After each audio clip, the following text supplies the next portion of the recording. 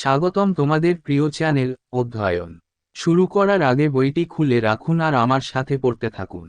আমাদের এই ছোট্ট চ্যানেলটি সাবস্ক্রাইব করতে ভুলবেন না। চলুন শুরু করি। Evaluation of the moderates. Criticisms.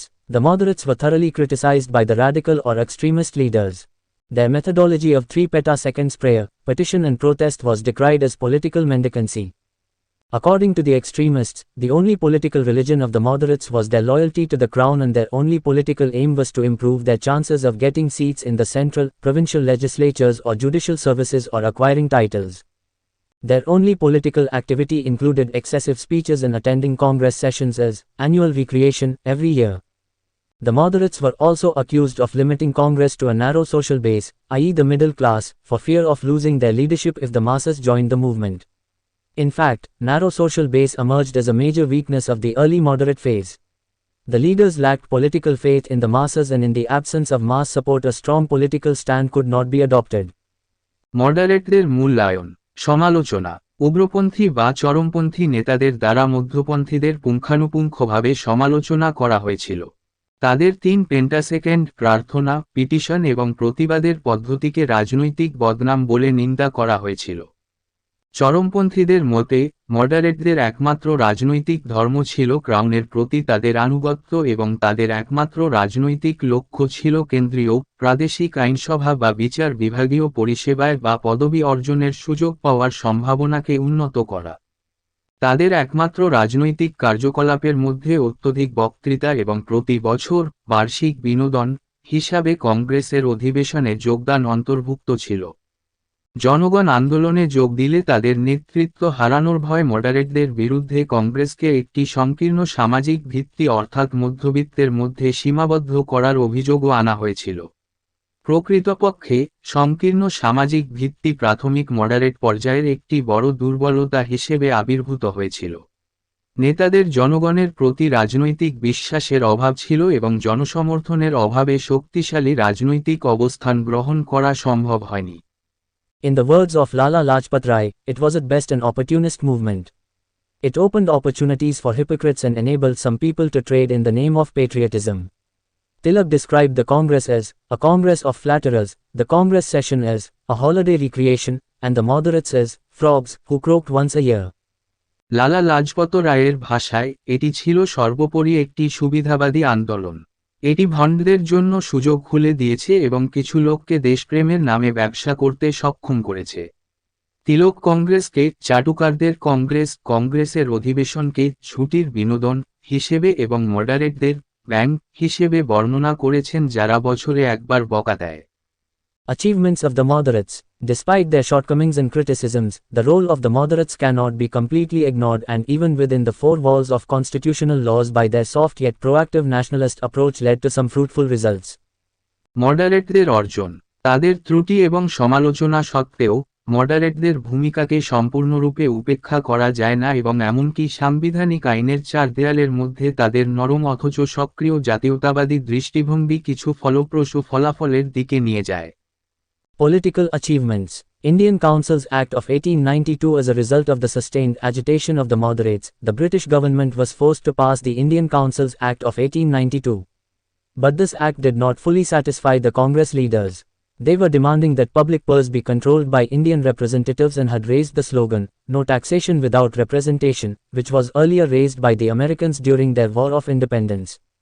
রাজনৈতিক অর্জন, 1892 সালের ইন্ডিয়ান কাউন্সিল অ্যাক্ট মডারেটদের অব্যাহত আন্দোলনের ফলস্বরূপ ব্রিটিশ সরকার 1892 সালের ইন্ডিয়ান কাউন্সিল অ্যাক্ট পাস করতে বাধ্য হয়।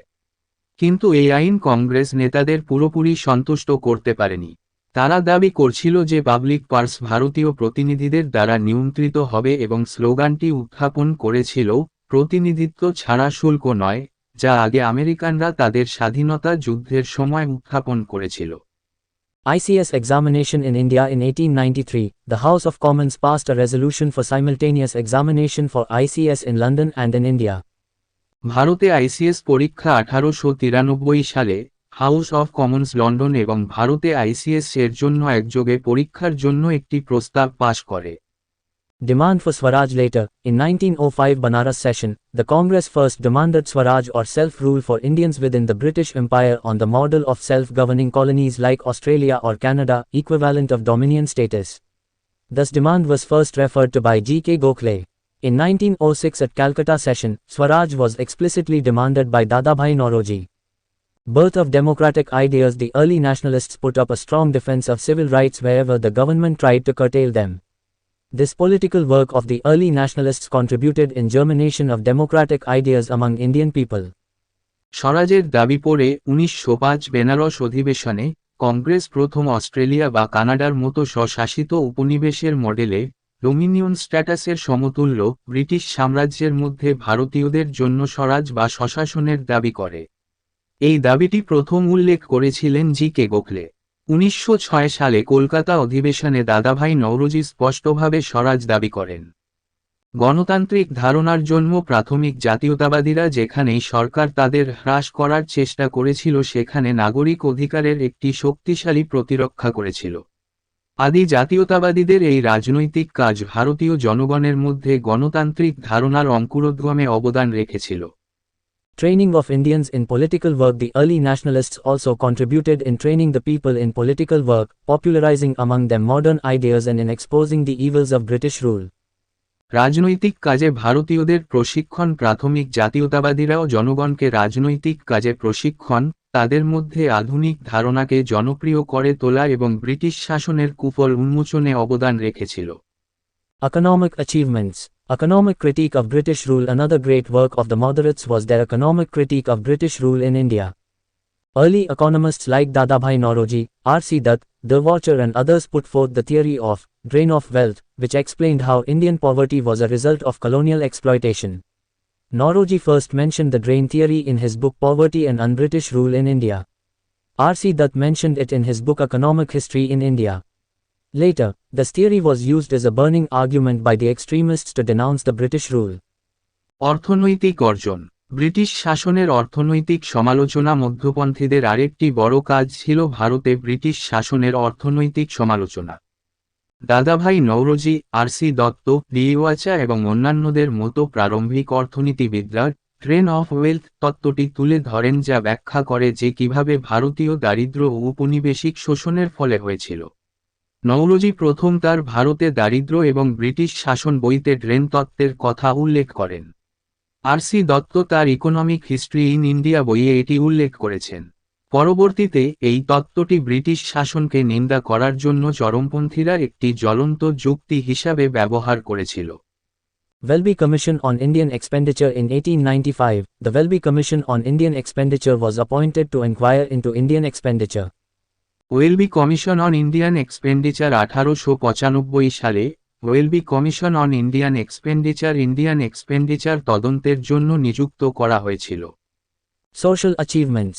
Spread of awareness for civil rights. It was due to their incessant campaign that the defense of civil rights became an integral part of the freedom struggle. Consequently, there was a great public outrage at the arrest of Tilak in 1897 and at the arrest and deportation of Pune leaders, the Natu brothers, also known as Chapkar brothers, without a trial. সামাজিক অর্জন। নাগরিক অধিকারের জন্য সচেতনতা বিস্তার তাদের অবিরাম প্রচারের কারণেই নাগরিক অধিকার রক্ষা স্বাধীনতা সংগ্রামের অবিচ্ছেদ্য অংশ হয়ে ওঠে।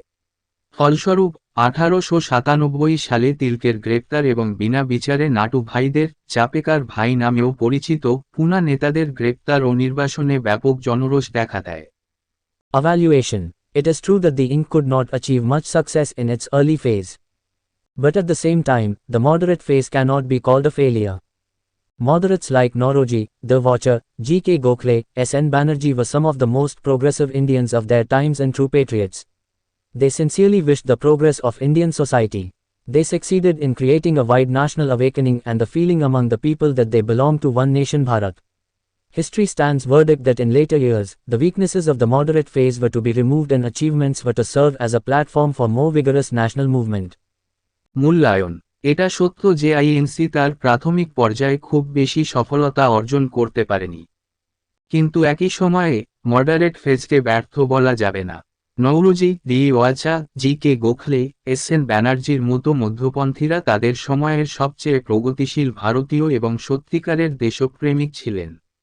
তারা আন্তরিকভাবে ভারতীয় সমাজের উন্নতি কামনা করেছিলেন। তারা একটি ব্যাপক জাতীয় জাগরণ এবং জনগণের মধ্যে এই অনুভূতি তৈরি করতে সফল হয়েছিল যে তারা এক জাতি ভারতের।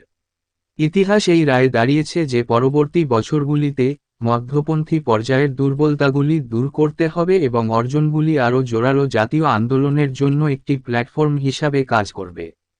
Opinions. Bipin Chandra. The period from 1858 to 1905 was the seed time of Indian nationalism, and the early nationalists sowed the seeds well and deep.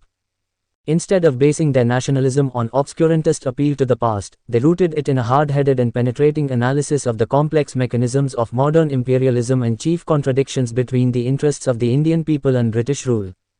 The result was that they evolved a common political and economic program which united rather than divided the different sections of the people.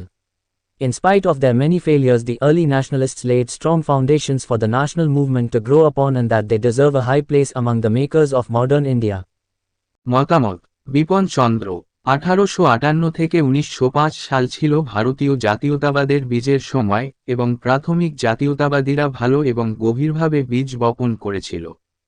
অতীতের অস্পষ্টতাবাদী আবেদনের উপর তাদের জাতীয়তাবাদের ভিত্তি না করে, তারা আধুনিক সাম্রাজ্যবাদের জটিল প্রক্রিয়া এবং ভারতীয় জনগণের স্বার্থ এবং ব্রিটিশ শাসনের মধ্যে প্রধান দ্বন্দ্বের কঠোর মাথার এবং অনুপ্রবেশকারী বিশ্লেষণে এর মূল স্থাপন করেছিল। ফলে তারা একটি অভিন্ন রাজনৈতিক ও অর্থনৈতিক কর্মসূচি বিকশিত করেছিল যা জনগণের বিভিন্ন অংশকে বিভক্ত করার পরিবর্তে ঐক্যবদ্ধ করেছিল। তাদের অনেক ব্যর্থতা সত্ত্বেও প্রাথমিক জাতীয়তাবাদীরা জাতীয় আন্দোলনের বিকাশের জন্য শক্তিশালী ভিত্তি স্থাপন করেছিল এবং আধুনিক ভারতের নির্মাতাদের মধ্যে তারা একটি উচ্চ স্থানের যোগ্য। Pattabhi Sitaramaiah. We cannot blame them for the attitude they adopted as pioneers of Indian political reform any more than we can blame the brick and mortar that is buried 6 feet deep in the foundation and plinth of a modern edifice. They have made possible the superstructure, story by colonial self-government, home rule within the empire, and on top of all, complete independence. পট্টাভি Sitaramayya.